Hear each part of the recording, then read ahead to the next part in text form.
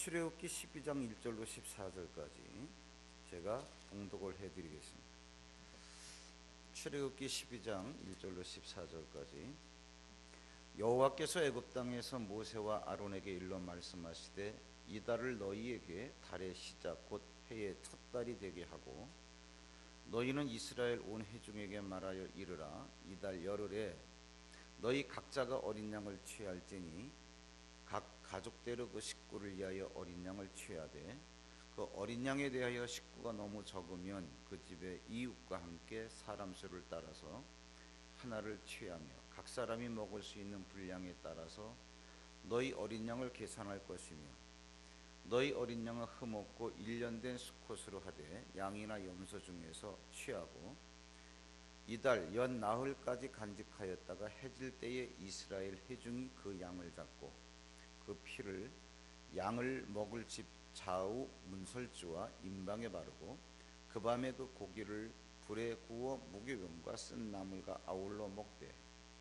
날것으로는 물에 삶아서 먹지 말고 머리와 다리와 내장을 다 불에 구워 먹고 아침까지 남겨두지 말며 아침까지 남은 것은 곧 불사르라.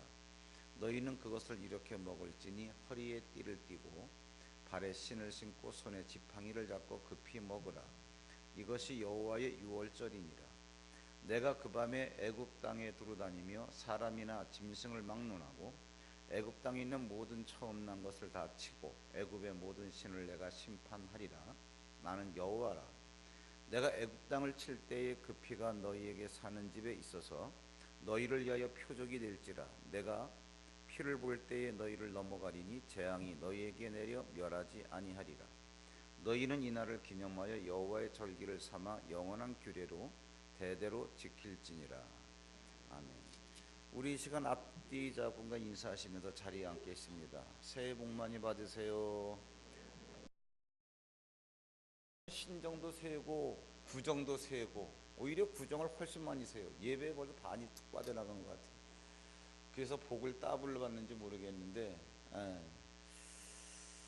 연휴 잘 보내시기 바랍니다.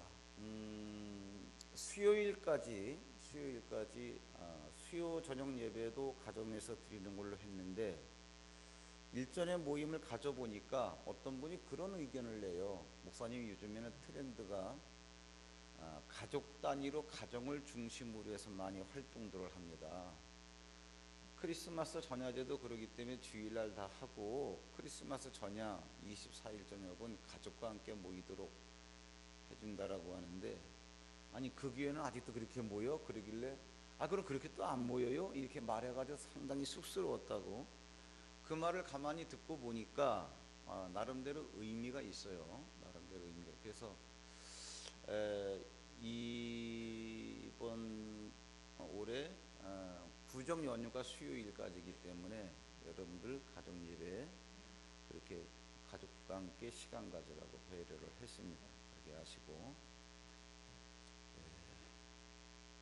말씀 들어가겠습니다. 오늘 구정을 맞이하면서 무슨 말씀을 전할까? 제사 문제에 대해서도 다 말씀을 나눴고, 그래서 가만히 생각해 보니까 하나님께서 참 특별하게 말씀하신 부분이 있어요. 이스라엘 백성들을 애굽에서 구원하시면서 너희가 애굽에서 빠져나온 이 절기 유월절이라고 하는 것을 한 해의 첫 달 시작의 달로 계산을 해라. 역법을 바꿔라. 그러한 얘기예요. 지금까지 써오던 달력을 바꿔라. 그래서 오늘 이렇게 출애굽을 했는데 출애굽한 날이 올해의 1월 달이 되도록 다시 너희들이 달력을 고쳐라. 기념하라. 그런 얘기가 되겠죠. 기념하라. 그런 얘기가 되겠습니다. 참 놀라운 사건이에요. 그러면 도대체 하나님께서 왜 이스라엘 백성들이 애굽에서 나왔던 그때를 그 해의 첫 달이 되게끔 모든 역법을 바꾸라고 하셨는가? 간단합니다. 하나님께서 이스라엘 백성들을 애굽에서 끄집어내가지고 광야에 데리고 나오신 다음에 모세를 통해서 해주시는 말씀이 있어요. 놀라운 말씀입니다. 내가 너희를 애굽에서 왜 끄집어낸 줄 아니? 그 얘기가 어디에 나오느냐면 출애굽기 19장 4절부터 보는데 이거 한번 여건이 되면 성경을 찾아보세요.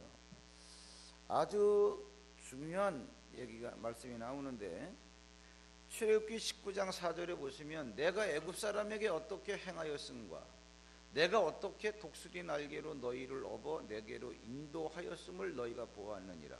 자, 너희들이 출애굽하면서 내가 너희들을 출애굽한 사건을 다 경험했지. 근데 왜 그런 줄 아냐? 5절에 세계가 다 내게 속하였나니 너희가 내 말을 잘 듣고 내 언약을 지키면 너희는 모든 민족 중에서 내 소유가 되겠고, 이 얘기 무슨 얘기냐면 너희들이 내 거니까 내게 있는 걸 다 너희들에게 줄게. 세계에 있는 것이 다 내 거야. 이 얘기. 이거 놓치지 마세요. 이런 거. 그러면서 그걸 뭐라 그러느냐 하면 6절에 너희가 내게 대하여 제사장 나라가 되며 거룩한 백성이 되리라. 제사장 나라라고 하는 얘기는 아마 거의 못 들어보셨죠. 제 설교에서. 워낙 할 게 많으니까 제사장 나라 이렇게 이해하시면 간단합니다. 세상은요 지금도 그렇지 않은 나라가 없어요. 제국을 만들기 위해서, 자기만의 제국을 만들기 위해서, 개인도 마찬가지예요. 자기만의 제국을 만들기 위해서 몸부림을 칩니다. 하다못해 북한의 김정은도 그래요. 핵을 보유하고 틈틈이 기회만 되면 세계 모든 나라 사람들 갖다가 대상을 해서 협박을 하려고 그러고, 특히 남한에 대해서. 이게 다 뭐냐면 제국을 건국하려고 하는 야심 때문에 그렇습니다. 제국이 뭔데? 여러분 그 애굽 제국, 아수르 제국, 바벨론 제국, 로마 제국, 페르시아 제국 많이 얘기 들어봤죠. 그러한 그 제국이라고 하는 것이 뭐냐면 처음부터 컸던 나라가 아니라 조만한 동네나 마을이나 어떠한 성읍에 불과했는데 무력으로 한 나라를 점령을 하고 힘을 키워가지고 주변 나라를 다 계속 이것을 침략해서 잠식해 들어간다. 이걸 다 묶어가지고서 자기 나라의 의식, 자기 나라의 가치, 자기 나라의 문화 이런 것들로 다 이게 동화시켜 버리는 거예요. 그래서 덩치를 크게 만들어 가지고 이게 바벨론이다. 바벨론은 사실은 조그만 도시에 불과했어요. 아수르도 마찬가지, 로마 제국도 마찬가지입니다. 지금은 이탈리아의 한 수도에 불과하지만 로마가 있는지 없는지 어디에 있는지 지도 찾아보면 나오지도 않아요.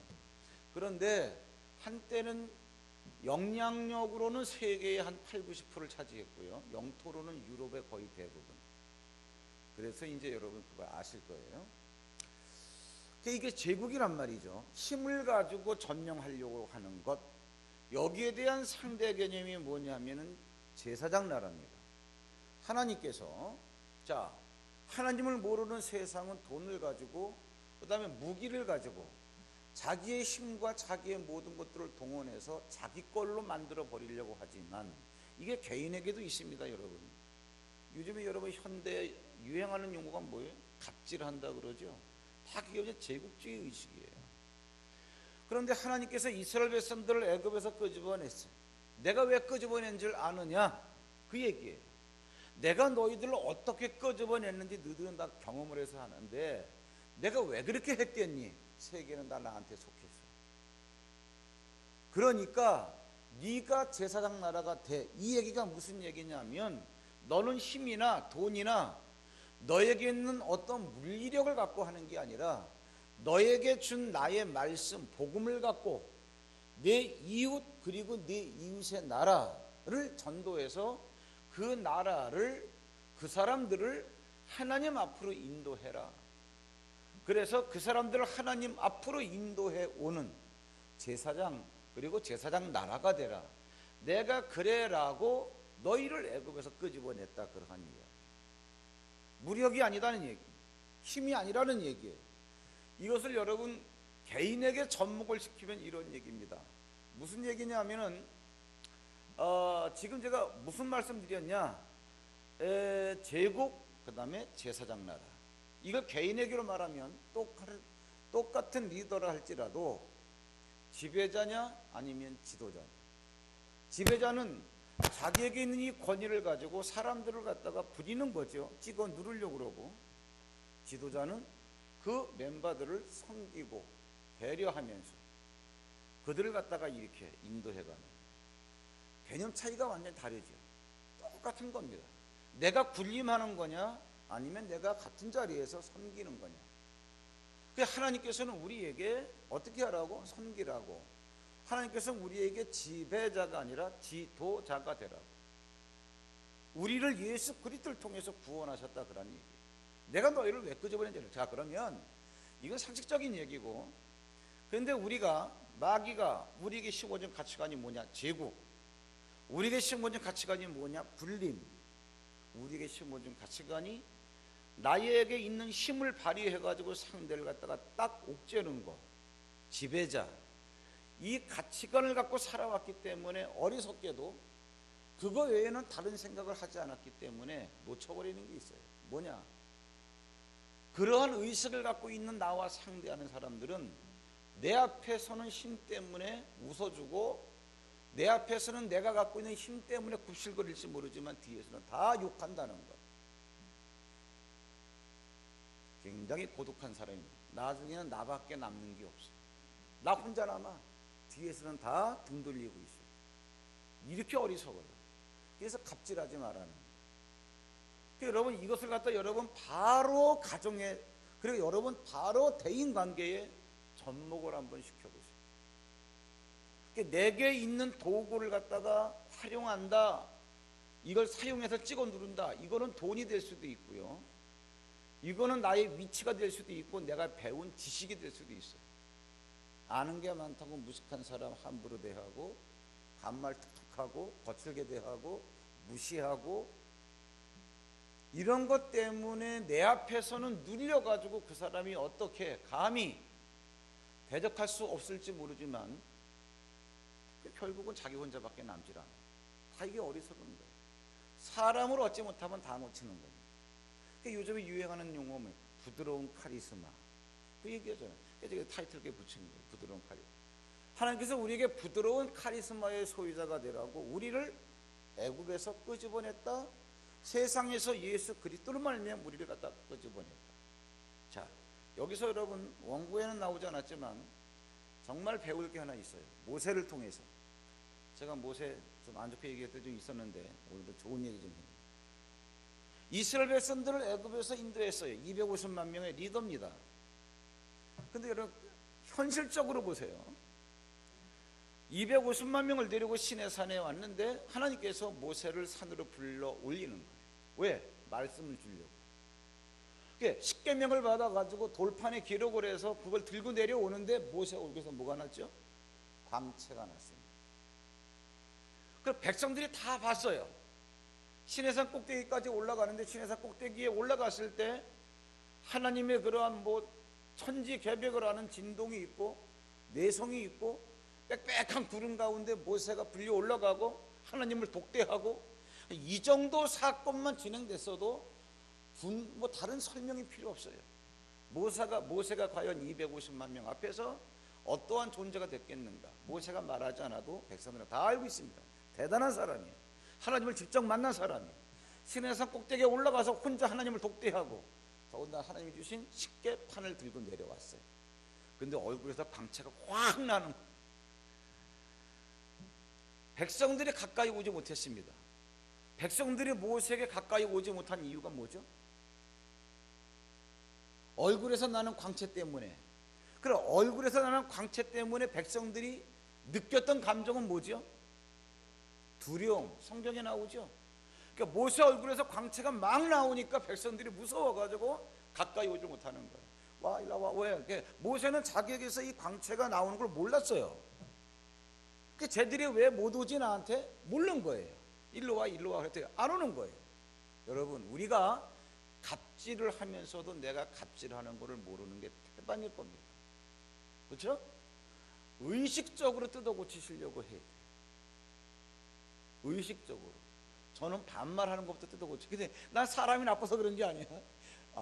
사람이 나빠서 그런 게 아니야. 여기에도 반말을 했네. 자, 할 말이 워낙 많아서 시간이 짧고 그래서 뒤에 말을 줄여서 그런 거죠. 절대로 오해하지 마세요. 그래서 이런 거를 여러분 뼈를 깎는 고통을 지불하면서 여러분들이 스스로 고쳐내셔야 됩니다. 내가 갑질을 하면서도 모르는 거예요. 뭐가 상대방에게 내가 어떻게 했기 때문에 상처를 주고 있는지를 모르는 거예요. 그러는 사이에 뒤에서 나와 관련된 사람들은 다 나에게 비난의 화살을 쏘아댑니다. 이거 오래가면 남는 사람은 나밖에 없어요. 모세가 그 상황이 된 거예요. 말하지 않아도 압니다. 시내산에 혼자 올라갔지, 하나님 만났지, 돌판 가지고 내려왔지. 근데 얼굴에 광채까지 나잖아. 거기에다가 모세가 한마디만 한번 해보세요. 어쩌고 저쩌고 하면은. 근데 백성들이 가까이 오질 못하는 거예요. 모세가 어떻게 했습니까? 수건으로 자기 얼굴을 덮어버렸어요. 이건 굉장한 지혜입니다. 그래, 나에게서 나가는, 내가 하지 않으려고 해도 나갈 수밖에 없는 이 갑질하는 환경, 이걸 다 묶어버려요. 이게 뭐예요? 제사장 나라. 그리고 사람을 대할 때 이게 뭐냐면 수건을 갖다 덮어버리고, 이유도 얘기했어요. 왜 수건을 덮어버렸는지 얼굴에. 그리고 회막에 들어갈 때는 또 다시 수건을, 왜? 하나님 만나러 가서 수건 덮어버리고. 이렇게. 하나님께서 왜 너희가 애굽에서 나오던 그날을 그 해의 첫 해로, 첫 달로 기념하라 그랬을까?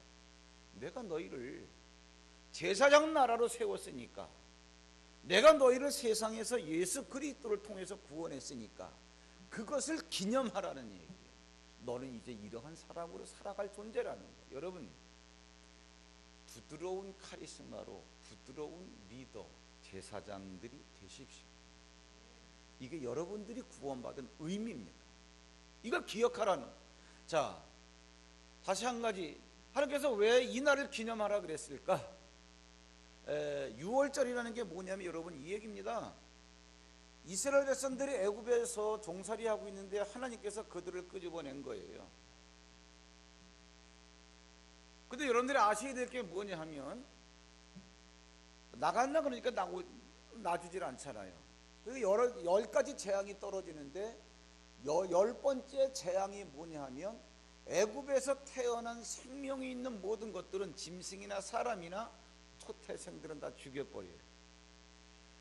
그러니까 뭐 바로의 아들 가운데서도 마지가 다 죽고 짐승도 첫 새끼가 다 죽고. 왜 그러냐면 장자가 죽으면 여러분 차자는 없어요. 그렇죠? 마지가 없는데 둘째가 어디 있어요? 마지가 태어나야 그 다음에 또 하나 나면 이제 차남, 그 다음에 삼남, 이게 되는 거지. 그러니까 장자를 죽인다는 얘기 무슨 얘기냐면, 모든 생명에 대한 주권, 소유권이 하나님께 있다는 거예요. 그러면 이스라엘 백성들도 하나님께 있을까 없을까? 이거 소유권이 당연히 있죠. 그 이스라엘 백성들도 죽어야 되죠. 근데 걔들 끄집어내려고 하는 거니까 내가 너들 죽일 수는 없고, 대신 어떻게 하느냐? 어린 양을 잡아라. 그 양을 잡아가지고 피를 갖다가 받아서 임방과 설주에 이걸 바르면, 내가 사람이나 짐승의 그런 모든 초태생을 치러 내려올 때, 재앙이죠. 그 재앙이 쓱 지나가면 처음 난 것들은 다 죽어요. 그런데 너들 집 문을 들어가서 너들도 죽이려고 하다가, 너들 만약에 임방과 설주에 이러한 어린 양의 피가 묻어 있다라고 한다면, 아, 얘들은 벌써 죽은 거나 다름이 없으니까, 그래서 임방과 설주에 피가 묻어 있는 그 집 대문은 장자를 멸하는 이 재앙이 넘어간다. 패스오버. 그래서 6월, 이게 뭐 6월 7월 그게 아닙니다. 넘어간다. 그래서 6월절 그러는 거예요. 그럼 너희가 이제는 광야로 나간다 할지라도 이거 반드시 지켜라. 6월절. 너희들이 나온 날을 기념으로 해서 나중에 너희들의 자녀 후손들이 이 행하는 예식이 뭐냐라고 한다면 설명을 이렇게 해라. 뭐냐? 우리가 애굽에 있었는데 여기서 이렇게 빠져나와서 하나님께서 우리를 구원하셨다 라고 해라. 이걸 기념하라. 그러한 이야기예요. 아, 내 인생의 새로운 출발이구나. 뭐냐? 보십시오. 애굽에서 이스라엘 백성들은 여러분 430년 동안 종살이하다 빠져나왔습니다. 그럼 그때의 평균 연령이 120세예요. 이 얘기는 뭐냐 하면 출애굽한 이스라엘 백성들은 태어나기를 애굽에서 태어났고 자라기를 애굽에서 자랐다, 그런 얘기예요. 이해되시죠? 그러니까 이스라엘 백성들은 한 번도 자기가 주권을 갖고 자기의식 갖고 자기 주관하에 자기의 인생을 살아본 적이 없어요.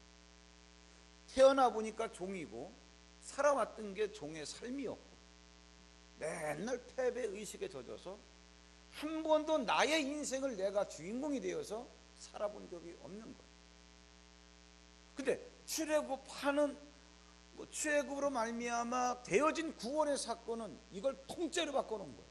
나와 보니까 광야라고 하는 것이 처음으로 자기들이 서보는 환경이고, 나와 보니까 이제는 나에 대해서 간섭하는 그 애굽의 주인들이 없고, 나와 보니까 이제는 내가 설계하는 대로 내 인생을 살아갈 수가 있게 된 처지야. 이걸 기념하라는 거예요. 자, 제가 지금 오늘 이 구정을 내일 앞두고 왜 이 설교를 하느냐 하면, 구정이 우리나라 한 해의 첫 달 아닙니까? 그 개념 갖고 제가 접목을 시키는 거예요. 여러분, 이런 생각 없이 그냥 구정이라 해봤자 뭐 모였네, 제사드리자, 뭐 하자, 고스톱 치자, 뭐 이런 얘기 쭉 하고 뭐 3, 4일 되는 그런 시간만 쭉 보낼 게 아니라, 우리가 구정을 맞이하면서 하나님, 그렇습니다, 우리에게 구정이라고 하는 명절을 주셨는데 성경에 보니까 하나님께서 이스라엘 백성들을 끄집어내시면서 오늘을 너희가 오늘이 있는 이 달을 이 해의 첫 달이 되게 하라고 기념하라고 하셨는데 왜 그랬는가? 이것 때문에 그랬구나. 내 인생에 있어서 한 번도 경험해보지 못한 하나님께서 일으키시는 새 일을 기대하라, 그러한 이야기예요. 자, 두 가지 말씀드렸습니다. 부드러운 리더가 되라, 부드러운 카리스마로. 이거를 성경적 용어로 제사장 나라가 되게 하리라. 그러면 세계가 다 나에게 속했기 때문에 내가 너한테 줄게. 다 얻는 겁니다, 여러분. 일상에 반드시 적용하시고. 쉽진 않다 그랬습니다. 왜? 모세 얼굴에 광채가 나지만 본인도 모르듯이 내가 갑질하면서도 모르는 거예요. 이러한 요소들이 우리 삶에 얼마나 많은지 몰라요. 그걸 여러분들이 정말 뼈를 깎는 마음으로 고칠 수만 있다면 많은 사람을 얻을 수 있는 것이고, 그렇게 되면 모든 걸 다 얻게 됩니다. 그리고 네 인생의 새로운 꿈을 꿔봐라. 이게 구원의 사건이다. 자, 그러면 명절을 우리가 이제 맞이하면서 무엇을 그럼 기억해야 될 것인가? 아주 중요한 게 본문에 나옵니다. 뭐냐? 제일 먼저 한번 여러분 출애굽기 12장 한번 12절 앞부분을 보겠습니다. 뭐를 우리가 기억해야 될 것인가? 내가 그 밤에 애굽 땅에 두루다니며 사람이나 짐승을 막론하고 애굽 땅에 있는 모든 처음 난 것을 다 치겠다. 짐승도 그렇고 사람도 그렇고 내가 다 죽이겠다. 이스라엘 백성들은 어때요? 말할 것도 없죠. 이스라엘 백성들의 생명도 하나님 거니까 하나님이 죽이는 거죠. 그런데 얘들을 살려야 되니까 어떻게 합니까? 대신 짐승을 잡아가지고 너희가 죽이면 너희의 맏자식을 죽였다라고 내가 인정을 해줄게. 이게 대속입니다. 어디에 나오느냐? 근거 구절. 출애굽기 13장 13절로 15절. 나귀의 첫 새끼는 어떻게? 네 아들 중 처음 모든 난 자를 위해서 대속물로 바쳐라, 그런 얘기죠. 결국 이게 무슨 얘기냐? 내 생명은 하나님의 것. 이걸 반드시 기억하시라. 한 해의 첫 달을 맞이하면서, 더구나 구정을 맞이하면서 하나님, 이게 여러분 영적인 세계가 열리지 않으면 이런 얘기가 되질 않아요. 그냥 얼렁뚱땅 제사 지내고 세배 다니고 고스톱 치고 그러고 끝나는 거죠. 그러나 그게 아니에요. 하나님, 내 생명은 하나님의 것입니다. 여기에 써놓지 않았지만 로마서 1장 6절에 보면 너희도 예수 그리스도의 것으로 부름을 받아. 예수 그리스도의 것, 이렇게 아주 무식하게 표현을 해놨어요. 뭐냐? 너희의 그러한 모든 생명은 예수 그리스도의 소유가 된 거다, 그러한 얘기예요. 예수 그리스도의 것이 됐으면 여러분 우리의 의지가 없습니다. 하나님, 그렇습니다. 나는 전적으로 하나님의 것입니다. 내 생명이 하나님께 속했습니다. 이게 여러분 속에 이것이 녹아 들어가잖아요. 자존심 부릴 이유가 없어요. 사람이 자존감은 있어야 되지만 자존심은 여러분을 갉아먹는 해악이라는 거 아십니까? 자존감은 뭐냐 하면 나도 귀하지만 너도 존귀하다, 상호 인정해주는. 자존심은 뭐냐면 나만 귀히 여기는 거, 내가 누군데 건드려. 근데 이 자존심 강한 게 어디서 오는지 아세요? 열등의식에서 오는 거예요. 열등의식은 어디서 오는지 아세요? 비교의식에서 오는 거예요. 그게 항상 대립관계예요. 정상적으로 보지를 않아. 다 사실을 두고 보지 이렇게. 그래서 마음속에서부터. 예. 그래서 상대의 조그만 약점만 있으면 그것 갖고 그냥 계속 걸고 넘어지려고 하고, 예. 조금 더 내 싫은 소리를 들으려고 하지를 않아. 그래서 여러분이 자존심, 이게 결국은 여러분들 갖다가 넘어뜨리는 해악입니다. 여러분들이 만약에 지혜로운 자가 뭐 남을 갖다가 이렇게 계속 이제 우리가 그냥 뭐 바른 말 할 필요도 없겠지만, 설령 진짜 지혜로운 사람은 남들이 나에게 바른 말을 할 때 그것을 들을 줄을 압니다. 왜? 내가 발견하더라도 내가 발견해서 고쳐야 되는데, 내가 볼 수 없는 나의 것을 다른 사람이 봐서 얘기해 주는 거니까, 이걸 고치면 내가 제사장이 되고 나라 입장에 제사장 나라가 되는 건데, 그러면 세계에 속한 모든 것을 나에게 주시겠다 그랬는데, 진짜 지혜로운 사람이라고 한다면. 근데 어리석으니까 자존심을 부리고 같이 싸우고,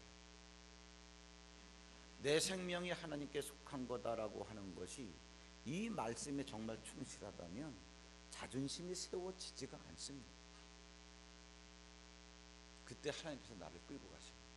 두 번째, 왜 우리가 무엇을 기억해야 되는가 하냐면, 나를 죽이려고 하는, 내 인생에서 나를 죽이려고 하는 모든 것들은 다 끝났다. 왜 그러냐? 그 13장, 그것이 아니라 12절 후반부에 뭐라 그랬습니까? 12절 후반부에 애굽의 모든 신을 내가 심판하리라. 이게 무슨 얘기냐? 자, 말로만 설명드릴게요. 저를 보세요. 애굽의 모든 신을 내가 심판하겠다. 애굽의 신이 뭔데? 애굽의 신이 뭔지 모르겠지만 조금 있다가 마라의 쓴물 사건이 나오는데, 마라의 쓴물을 고쳐준 다음에 하나님께서 느닷없이 이 말씀을 하세요. 너희가 내가 너에게 하는 모든 말씀, 규례와 이 모든 말씀을 듣고 지켜 행하면 내가 애굽에서 내린 어떤 질병도 너에게 내리지 않을게. 아, 애굽의 그러한 신들이 이러한 질병을 갖다 주는구나. 그 질병이 뭔데? 여기 써놓지 않았지만 뭐 별거 다 있습니다. 경심증, 뭐 그다음에 학질, 풍제, 한제, 뭐 썩는 것, 뭐 치질, 뭐 또 그다음에 뭐 미치게 하는 것, 뭐 쭉 나열을 해놓죠. 이게 다 뭐냐 하면 애굽의 신이 너희에게 갖다 준 애굽의 질병들, 이걸 하나도 내가 없게 해줄게. 내 말을 잘 들으면, 이 얘기하는 거예요. 이러다가 이제 구약이 끝나고 신약이 돼 예수님이 오셨어요. 이것도 여러분 잘 들어보세요. 예수님은 어둠 세상 가운데 빛으로 오셨는데, 빛이 오기 전까지는 어둠 세상이었기 때문에 어둠 세상에서 영적인 어떤 존재가 움직이는지를 몰랐어요. 그래서 귀신이라는 말이 한두 번밖에 안 나와요. 근데 예수님이 오신 다음에는 어둠 속에 있는 영적인 존재를 다 들춰내니까, 여러분 그 사복음서 예수님의 공생애를 보면 귀신 얘기 안 나오는 데가 없어. 귀신 얘기 안 나오는 데가 없어. 왜? 이제 빛이 와가지고 어둠 속에 있는 걸 다 드러내니까 나오는 건 귀신밖에 없어. 근데 귀신이 하는 일이 뭔데? 사람 몸속에 들어가서 각종 질병을 다 일으키더라 그러는 얘기지.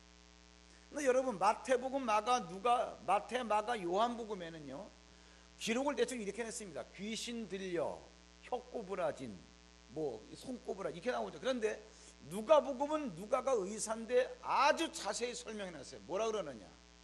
벙어리도 귀신 들려 벙어리 된 자, 이렇게 말하는 게 아니라 말을 못하게 하는 귀신이, 이렇게 굉장히 재미있어요. 네. 그 다음에 귀신이 저를 물과 불에 집어 던지며 귀신이 저로 하여금 꼬꾸라져 거품을 물게 하고 경련을 일으키게 하니, 이렇게 나옵니다.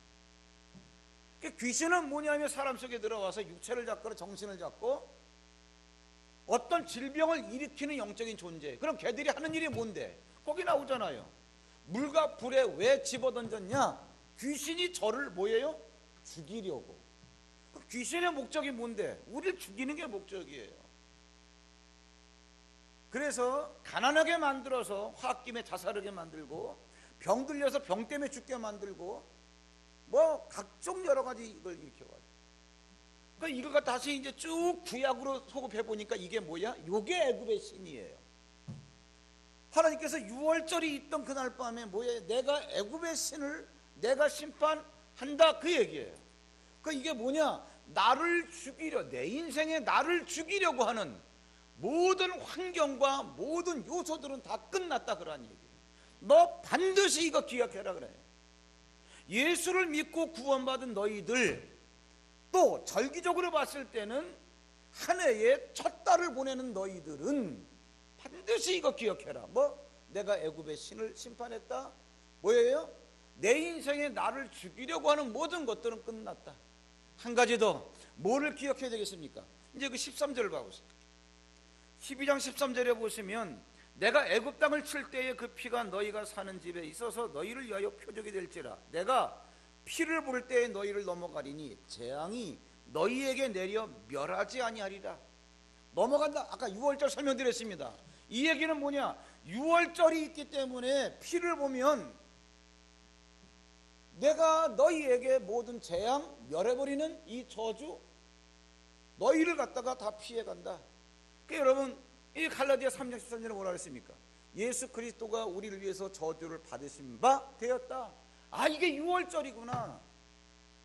그러면 뭐를 기억해야 되느냐? 첫 달에 내 인생에 있어서 저주는 없다. 모르는 사람들이 자꾸 저주 얘기해요. 그 저주를 얘기하니까 저주가 오는 거예요. 왜? 모르니까. 마귀는 속이는 자니까. 그래, 너한테 저주가 있다며, 너 그렇게 생각하니 내가 저주 줄게. 생각의 동의를 얻어서 받지 않아도 되는 저주를 받는 거예요. 제가 여러분들 가정에 신방을 가면 마지막에 꼭 하는 순서가 있습니다. 뭐 이제 많은 가정은 제가 못 갔지만, 교패를 그 문에다 붙이는데, 저는 어떤 의미를 붙이느냐 하면, 이것이 임방과 설주에 바르는 어린 양의 보혈이다 라고 하는 생각을 갖고 제가 교패를 붙여요. 딱 붙인 다음에 제가 거기다가 안수하면서 기도를 꼭 해요. 어떻게 기도하느냐? 하나님, 이것이 임방과 설주에 바른 어린 양의 보혈이 되어 재앙과 저주가 넘어가게 하시고 하나님의 평강만 이 가정에 풍성하게 하옵소서. 꼭 기도를 이렇게 하거든요. 그러니까 여러분들도요, 오늘 메시지를 들으셨으면 아마 제가 신방을 안 갔다 할지라도 아마 그 대문이나 현관에 다 이 교패가 붙어 있을 거예요. 그렇죠? 그러면 늘상 보는 거기 때문에 그걸 갖다가 그냥 습관적으로 그냥 삐끗 쳐도 그게 아니고, 이제부터는 이렇게 하세요. 열고 들어갈 때 그 교패를 보면서, 아, 이것이 임방과 설주에 발려진 보혈이구나. 재앙과 저주가 넘어갔구나. 하나님 감사합니다. 어차피 문 열고 들어갈 건데 이 믿음을 갖고 들어가는 거하고 그냥 습관적으로 그냥 아무 생각 없이 들어가는 거 천지 차이예요. 왜? 어차피 의식의 싸움이거든요. 지금은 내가 말씀을 알고 있냐 아니냐의 싸움이란 말이에요. 말씀을 알고 있으면 마귀가 장난 못 치는 거고, 모르면 얼마든지 속일 수 있어요. 왜? 속이는 자기 때문에. 마귀는 속성이. 그래서 당하는 겁니다. 자, 우리가 구정을 맞으면서 오늘 조금 색다른 메시지지만, 구정을 맞으면서 우리가 뭐를 기억해야 될 것인가? 하나님, 내 생명은 전적으로 하나님께 속했습니다. 그게 자존심 같은 건 백해무익입니다. 백해무익. 아마 잘 안 될 거예요. 그러나 여러분들 이건 꼭 기억하세요. 그래서 내 생명 하나님께 속했습니다. 두 번째는, 하나님, 그렇습니다. 내 인생에 나를 죽이려고 하는 모든 요인들은 다 끝나버렸습니다. 왜? 하나님께서 애굽신을 심판했기 때문에. 하나님, 내 인생에 더 이상 저주는 없습니다. 왜? 6월절 어린 양의 보혈이 흐르고 있기 때문에. 우리 이 시간 찬양할까요? 주께가 오니 조금 어렵지만 같이 한번 우리 다 아시는 찬양인데 오늘 메시지를 기억하시면서